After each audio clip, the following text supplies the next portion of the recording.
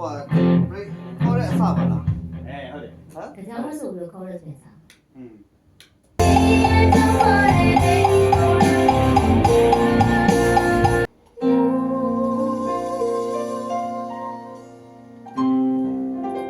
ဖာနဲ့ပဲ ဆိုတော့မကြည့်ရတော့ပါလဲကောင်းတယ်အားနဲ့ဆုံးချလိုက်တော့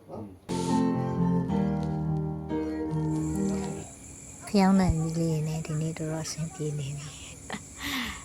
စတူဒီယိုကအကိုကဟိုအိမ်မက်ခကြီးသွားဆိုတော့ဒီတချင်းဆိုလို့ရှိရင်တဲ့ဟိုပို့ပြီးတော့တဲ့မူရအောင်ဆိုပြီးတော့ဒီမှာအတန်သွင်းတဲ့အခန်းထဲမှာနေရအနှက်နောက်စတန်ဒီပေါ်မှာလေဒီမှာ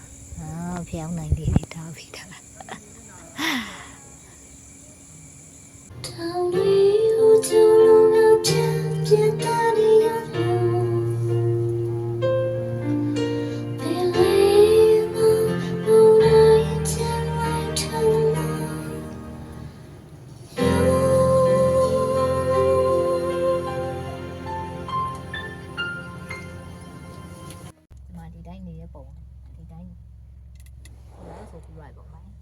ဒီလိုက်တင်ကောင်းပါနော်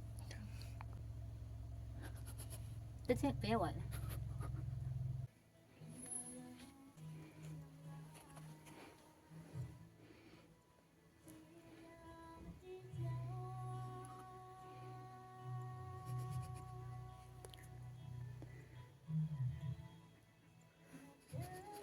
အေးဟိုအတန်လေးနဲ့တင်ပြီပါလား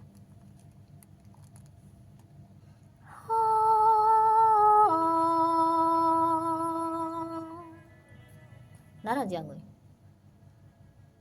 ဆက်သွားလိုက်မနော်ဟုတ်ပြေးထွက်မရမှာသမီးတစ်ခုရှိသေးတယ်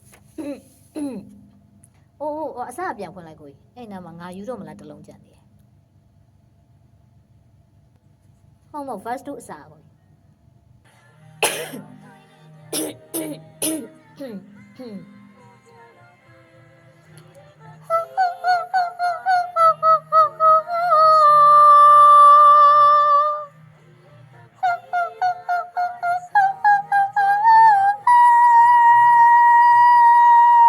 ပြန်ဆိုမှာစောစောတွင်းလိုက်တဲ့ဟာလေးဖြတ်လိုက်တာ